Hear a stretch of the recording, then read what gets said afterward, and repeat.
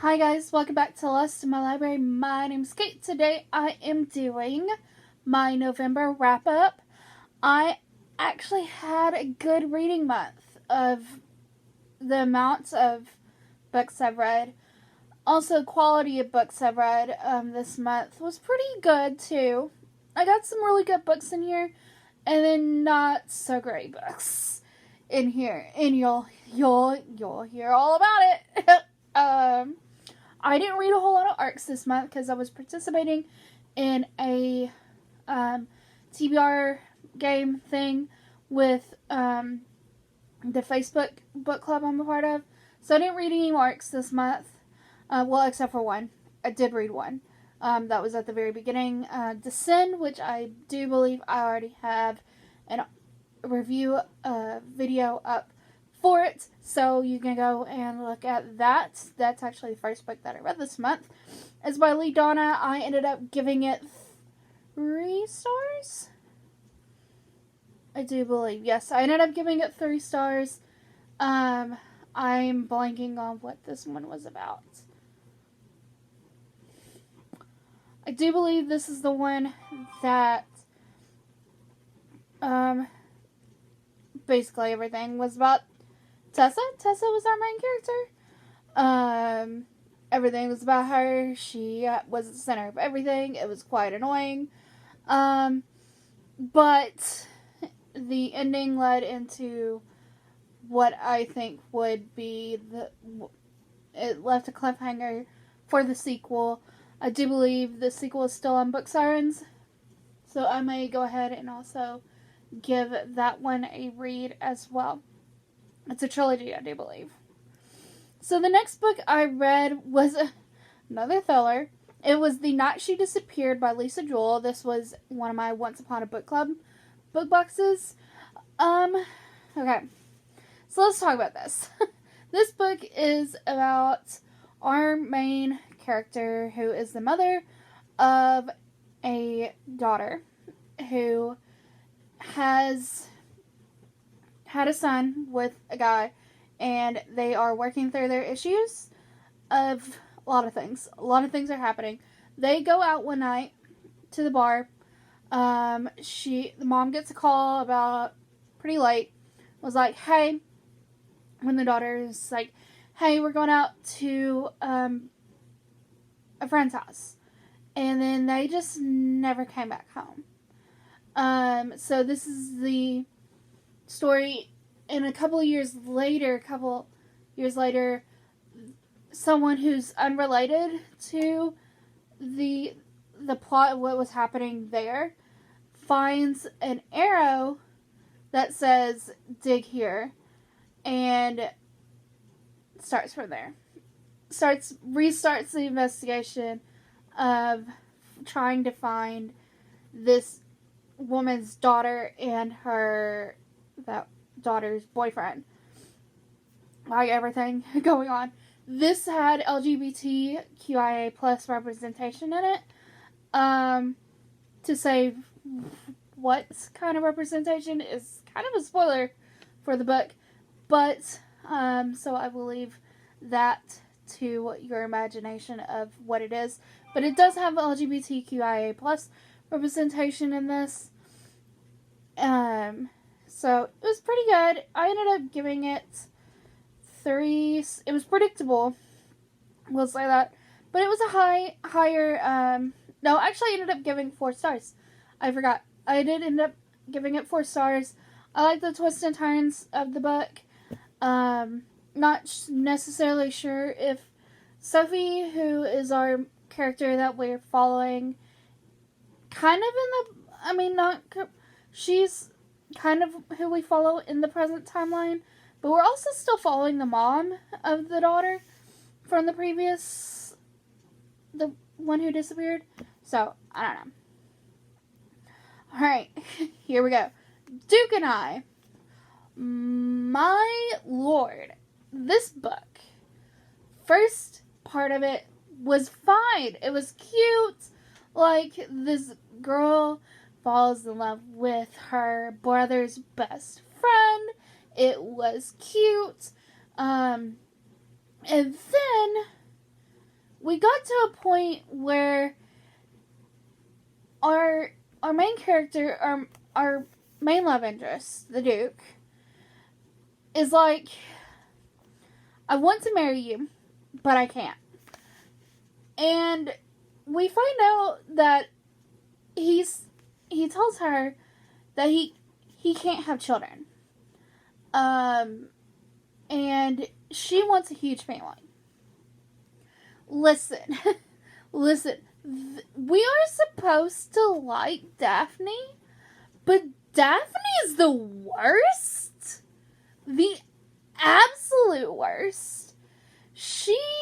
Okay, so basically in the middle of the book, her brother Anthony gives our main love interest the ultimatum of either marrying his sister because he's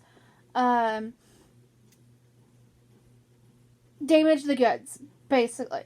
They didn't have sex, but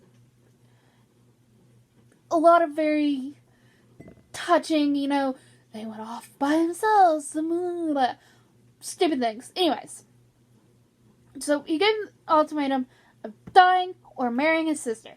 He decides he's going to die.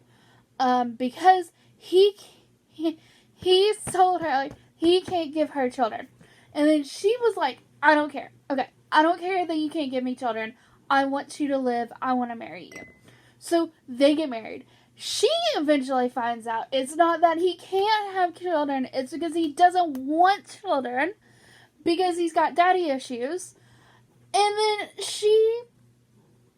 so he's still stuck in his ways of like, I don't want children. I don't want children. I do not want children.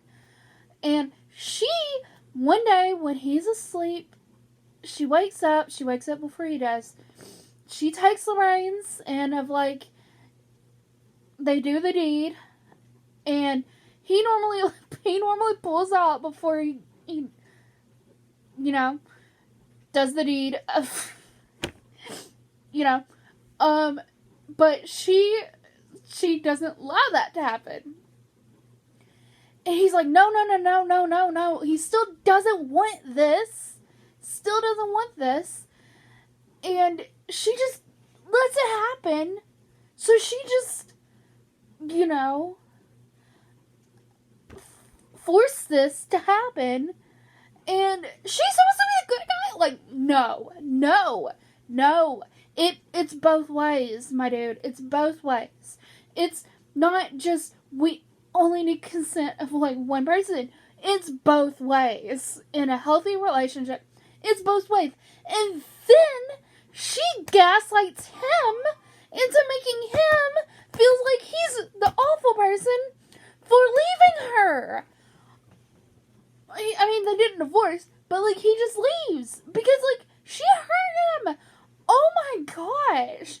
Is she supposed to be the good guy? No. I haven't even read the other books. Haven't even touched them. But she's the bottom of the list already. I don't even hardly know the younger children of this family.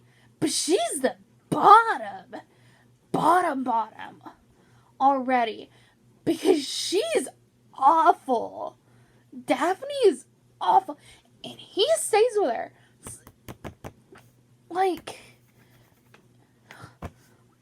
Simon deserved better. Simon deserved better. That she is awful. She's a terrible person. She gaslight, and Anthony was gonna hurt him, and it's oh my gosh, you don't even know the whole story. She's gaslighting him.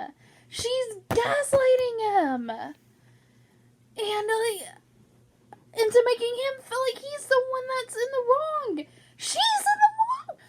He's got issues. This is something you have to have a conversation about. Oh my gosh. I mean, eventually they do have kids, and he eventually works through his problems. And it's okay, yes, I want kids now. I want kids with you, but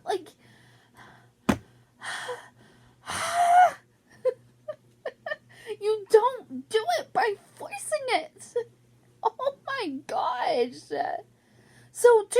stars. This book is awful. Which I think I heard that they took this out of the TV show. Thank goodness, because that wouldn't go over well at all. Can tell you that much. Wouldn't go over well. This book also has other massive issues. Besides of, like, the poor girl that is, like, not conventionally pretty. Even less conventionally pretty than our Bridgerton sisters. And it's just, oh my gosh. It's bad. I recently saw Gavin read the entirety of the Bridgerton series. This is one of the ones he rated the lowest. The next few he rated higher than this one. So I'm expecting this series to get better. But, like, my gosh. This was not a good look. This is not good for Miss Julia Quinn, who wrote this book. This book series. Moving on, before I blow a casket, blow something. Next one I read was The Remains of the Day. This is by Kazuo Ishiguro. This is about, funny enough, it's about a butler. And it's just kind of like his day-to-day operations, kind of like being a butler, and then kind of moving towards him retiring from being a butler. I didn't love this. I'm sorry. This is like one of the most highly like a must-read book. Because I don't know. I didn't love it. It is what it is. It's kind of really boring. Also, the main character, not that likable either. If I'm being honest, not very likable. He's also pretty gaslighty to the woman. Like, at one point, also, there's problematic things, but it's discussed and actually kind of fixed. So, here's what it is. Anti-Semitism. At one point, these two maids are fired because they're Jews. Screw that guy. The owner, the landlord person. Screw him. He's terrible. But eventually they do rectify this and they're like, hey, can you go find these people? I want to rectify this. Anyways, it's eventually fixed. But, like, so there's this maid lady, the head maid lady, and then there's him. And he was very cold and heartless about this whole situation. And you're like, okay, it feels like you are agreeing that they should be fired. And the maid is very distraught about this whole thing. And she actually threatened to leave. And she didn't end up leaving. And then he goes back to talk to her about rectifying this, fixing this. And she was like, you were like totally for this. And he's like, no, obviously I wasn't, you silly person. Like, no, gaslighting again? Oh my gosh, what is up with these books? And the gaslighting, I didn't love this book. Didn't love it. Ended up giving it 3 stars. It is what it is. Next book I read, oh, I thought I had it right here, but I don't, is You're Invited, and this is by, I'm going to butcher her last name, Amanda Yatissa? Maybe? That's my best guess. This is a book about this woman who is invited to her ex-best friend's and her ex-boyfriend's wedding. She decides to go, and then her ex-best friend goes missing. This is set in Sri Lanka. I haven't ever read a book set in Sri Lanka before, but this had me captivated through the whole thing of, like, finding out what's the dirt behind everybody in this book, because everybody's got dirt in this book. It was just really fascinating to see Sri Lankan society as well. So I ended up giving this 4 stars. Actually enjoyed how the book ended. I think that this book could have gone horribly wrong with the leaning into mental illness and vilifying mental illness, but it doesn't. Thank goodness. I actually really enjoyed this. So I give it 4 stars. Now, now we are going on to a couple of books that I actually,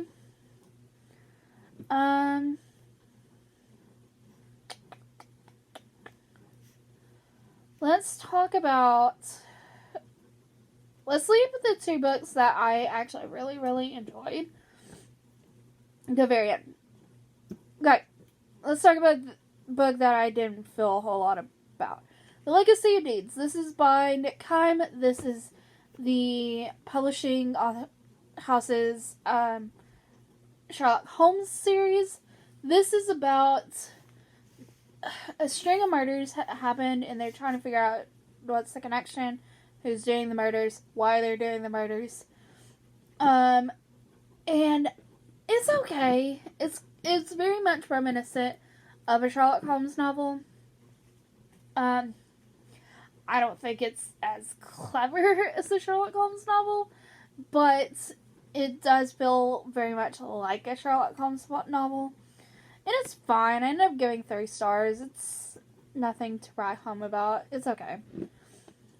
Alright, let's talk about the book I really didn't love, but it's a hit or miss with a lot of people, and I have come to see that it's a hit or a miss. It's a miss for me. Silent Patient by Alex Michaelides. This is about a woman who is convicted of murdering her husband, and then she goes mute. After this, doesn't talk. We follow a psychologist who comes to the place where she is living at, where she's being held, and decides that he's going to take on her case and try to make her talk and see if she actually did murder her husband. The twist at the end wasn't that great. More, again, villainizing mental illness. And then it just ends very suddenly with a police officer coming over and just like, really? You're ending it like that? Like, there should be more. There should have been more. Because I don't understand. I just, like, I don't love the twist. The twist is not that great. When it comes to thrillers, what makes a really good thriller is really the twists and turns that comes in a book. This one just didn't have a good twist. My personal opinion. I give it 3 stars. Because otherwise it's okay. It's an interesting premise. But, like, I think he just didn't do that great of making do with the premise he was given. And it's just like, this was a mess. I do have The Maidens, which is also by Alex Michaelides. I don't know. Not super excited to continue or to read the next one. Tell you what, I am very excited to read more of. That's 2 books next that I both gave 5 stars, and they are both BookTube favorites. They are the just royalty of BookTube. One of them is The 7 Husbands of Evelyn Hugo. This is by Taylor Jenkins Reid. I give this 5 stars. It was so good. I love this storytelling of this old Hollywood actress who is very different, who's not problematic. What? Someone of that generation who's not problematic? What? But again, She is a person of color. She is Cuban American. Even though the book cover doesn't really make it, but she could be just light skinned Cuban American. She is also LGBTQIA+. She is bisexual, Evelyn Hugo is. I really enjoyed following her story. I love the setup of Monique, who is also a person of color, by the way, also a person of color, being the journalist, incoming, and getting her story to make into a memoir. I love trying to figure out where Monique fit into this and why Evelyn chose her to write the book. And just all the grief and the pain that Evelyn Hugo went through. And it's so good. So good. The ending makes sense. And when you get through it all, you're just like, wow. Like, this woman has lived a life. And it's just so good. So good. There's a lot of points where you're screaming at the book. Just being like, oh my gosh, this is not fair. Like, what? It's not fair. Like, and it just makes you feel that way. Evelyn Hugo feels like a real person. And it feels like I was actually reading a memoir that is being written by Monique. And it's so good. It's so good. I don't even hardly like historical fictions, but like, I might now. It's actually really, really good. I actually just realized there's another book on here that I didn't apparently put on my list. So, we'll get to that apparently after this. Okay, the next one is Heartstopper, Volume 1. I own all 4 volumes now of Heartstopper. Oh my gosh, this is cute. Oh, this is really cute. It was just boy and boy falling in love. It was just so cute. It was so cute. My heart can't handle the amount of cuteness that was in this book. Oh my goodness. I am in love with this book series already. I want to watch the show now because I've heard nothing but amazing things about the book, the TV show, as well as the books. Gave this 5 stars. It was so good. And then the book that I didn't mention, Betrayal. I can't think of who this is by. This is about a woman who goes on vacation, meets this guy, and they have like a whirlwind romance over this vacation. She comes back, and then like a year later, her mom is trying to get her to marry this one guy. She really, really doesn't want to marry this one guy. So she moves to New York with her cousin, and she gets set up in like an escort service, and may or may not be finding the rich dude that she met on vacation. So it's so good.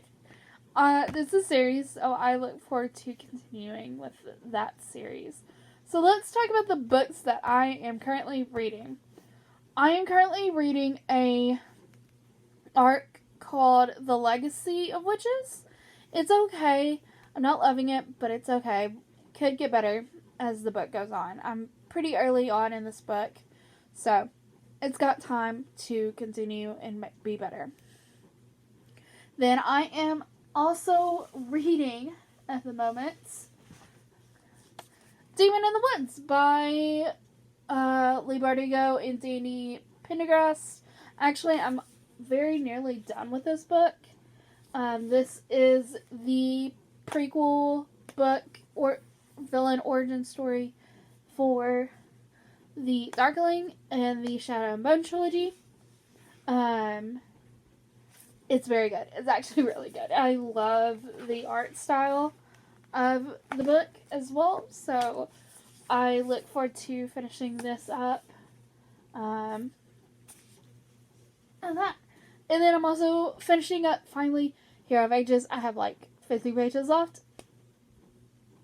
I'm nervous. I'm scared. Hold me, I'm scared. Because, like, yikes, I'm scared. It's gonna be hopefully a fun time, but, like, it's probably not gonna be a fun time here soon. But that has been my November wrap-up.